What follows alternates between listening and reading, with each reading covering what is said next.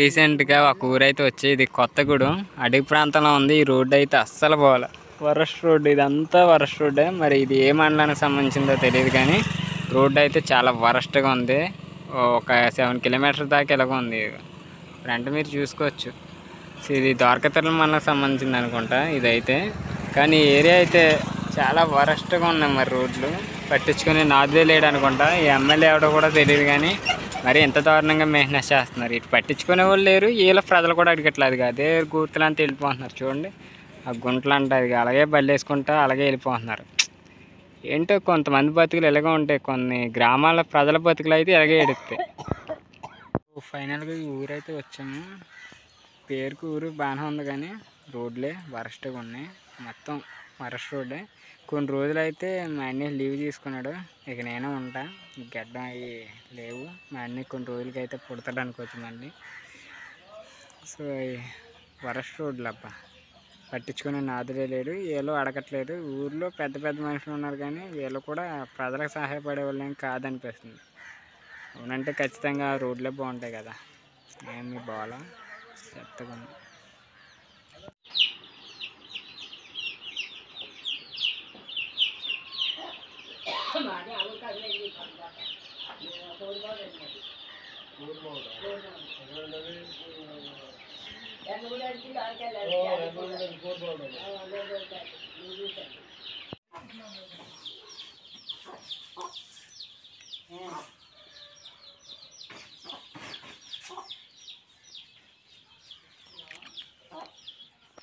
ఊరి ఎంట్రన్స్ అక్కడి నుంచి స్టార్టింగ్ కాదు కానీ ఇంకా ఊరు ముందు నుంచి.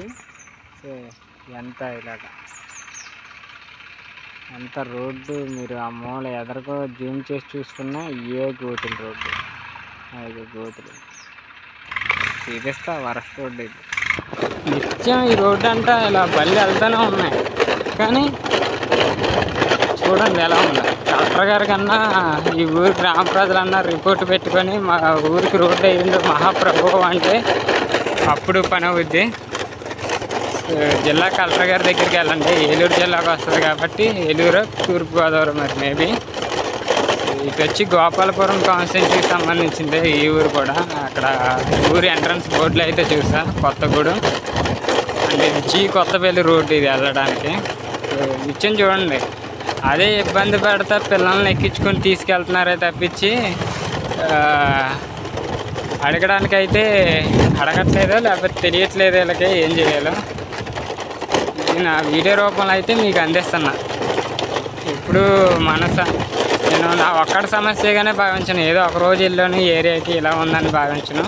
సో నేను చూసిన అనుభవాలు, నాకు ఎదురైన ఇలాంటి సంఘటనల ఆధారంగా బేస్ చేసుకొని నేను ఉపయోగపడితే ప్రజలకు ఉపయోగపడాలి, నాకు ఉపయోగపడాలనే విధంగానే ఇలాంటి వీడియోస్ చేస్తాను, ఏమీ ఆశించకుండా. సో ప్రతి ఒక్కరు అనుకోవచ్చు ఇదేంటి రోడ్డు వ్యవస్థలు ఎలా ఉన్నాయి ప్రతిసారి చూపిస్తున్నాను. సో ఇది కామన్, ప్రజలకే గవర్నమెంట్ అనేది మంచిగా అందించాలి. ఏదైనా ఏ పథకాలు పక్కన పెట్టేస్తే ఒక రోడ్డు వ్యవస్థ బాగుంటే ఆ ఊరు పల్లెటూరు బాగుంటుంది, వాళ్ళ జీవన విధానాలు కూడా బాగుంటాయి. ఆ ఊరికే ఊరు రోడ్డు బాగోలేదంటే వాళ్ళ జీవన విధానం ఎలాంటి పరిస్థితులు ఉంటుందో మనం ఒకసారి అర్థం చేసుకోవచ్చు, ఆలోచించవచ్చు. ఎంత దారుణంగా ఉంది రోడ్డు. అమ్మో, మళ్ళీ నేను వచ్చే టైంకి ఈ రోడ్డు ఎలా ఉంటుందో తెలియదు. సో ప్రస్తుతం డేట్ వచ్చేది 7 మార్చ్ 2025 ఇది ఈ రోడ్డు. అప్పుడు పరిస్థితి ఇది, తర్వాత ఎలా ఉంటుందో తెలియదు. ఇక రాళ్ళు లేచిపోయి ఓ పక్క డ్రైవింగ్, ఓ పక్క వీడియో. అమ్మో, ఎవరన్నా ప్రజాప్రతినిధులు చూస్తే తప్పకుండా ఈ రోడ్డుని అయితే శాంక్షన్ చేయండి. ఎలాగో ఆ గ్రామ ప్రజలు అడగట్లేదు, ఇప్పుడు నా తరపున నేను అడుగుతున్నా కాబట్టి కనీసం ఈ రోడ్డుని వాళ్ళ గురించి, నా గురించి కాదు వాళ్ళ గురించి అన్నా ఈ రోడ్డుని బాగు చేయించాలని అయితే కోరుకుంటున్నా ప్రజాప్రతినిధులను అయితే. ఇంకా ఎంత దూరం, 7 కిలోమీటర్లు, దాదాపు 7 కిలోమీటర్లు వెళ్ళాలి ఇలాగే. అదే అనుకుంటా ఎదర ఇంకా అది బాగోదు. అక్కడక్కడ దోప్చాల రోడ్డు, అది జీ కొత్తపల్లి నుంచి దోప్చాలు వెళ్ళే రోడ్డు. తెలియక వచ్చాను, తప్పు అయిపోయింది. ఇలాంటి రోడ్లు ఎప్పుడు రాకూడదని అయితే అనుకున్నా. అటు పోతవరం వెళ్దామన్నా సేమ్ ఇదే పరిస్థితి ఉందని అయితే చెప్పారు. ఇలాగే ఉంటుందండి అన్న. వాళ్ళని అడిగా, ఏంటి మీకు ఈ సమస్యలు తీర్చేవాళ్ళు లేరా అంటే వాళ్ళు ఏమో మేబీ మేము మ్యాక్సిమం కొంతమంది ఆడవాళ్ళని అడిగితే నేను ఎప్పుడూ వెళ్ళలేదమ్మా, కారులోనే వెళ్తా అన్నా. కారులో వెళ్ళే వాళ్ళకి తెలియదు కదా ఎలా గోతులు. బండి మీద వెళ్ళే వాళ్ళకి వాళ్ళకి గర్భిణీ స్త్రీలు ఉంటారు, వాళ్ళ పరిస్థితి చూస్తే నాకు చాలా దారుణంగా అనిపిస్తుంది. డెలివరీ ఎక్కడ అయిపోతుంది ఈ రోడ్లోనే. ఆటో వెళ్ళింది. అంతా కొండ ప్రాంతం, మీ ఫ్రెండ్ చూసుకుంటే. కొండ అంటే అంత పెద్ద కొండలేం కాదు, నార్మల్గా కొండల ప్రాంతంలాగా వస్తుంది. ఇది రోడ్డు పరిస్థితి. ఇంత దారుణమైన పరిస్థితులు అయితే మనం వెళ్తున్నాం. అమ్మో, ఇదంతా హీల్, ఇది మొత్తం హిల్ స్టేషన్లో ఉంటుంది. సో ఇక కొండలు కనిపిస్తున్నాయా ఇలా, ఈ డౌన్ అంతా ఇలా ఉంటే రోడ్డు మరి ఇంకెంత దారుణంగా ఉంటుందో ఒకసారి అర్థం చేసుకుంటుంది. మొత్తం వరస్ట్ అబ్బా. ఇటు ఏ ప్రజానాయకుడు రాడేమో ఈ రోడ్లు అంట. సో అది జీ కొత్తపల్లి రోడ్డు చూసుకోవచ్చు. ఇది చెరువు రోడ్డు అనుకోవాలి, ఏ రోడ్డు అనుకోవాలి తెలీదు. చాలా రోడ్డు పోవాలా, కానీ వీడియో తీస్తే కింద ఎక్కడ పడతాననే భయం. ప్యాచీ పడినా ఎవడో సహాయం చేయడానికి రోడ్డు అంటే రాడు. ఎందుకంటే ఎంత చండాలంగా ఉంటే ఆడెక్కడ వస్తారు చెప్పండి. బండి దోసుకెళ్ళాలన్నా కష్టమే, హీల్ కదా, అప్ అండ్ డౌన్స్.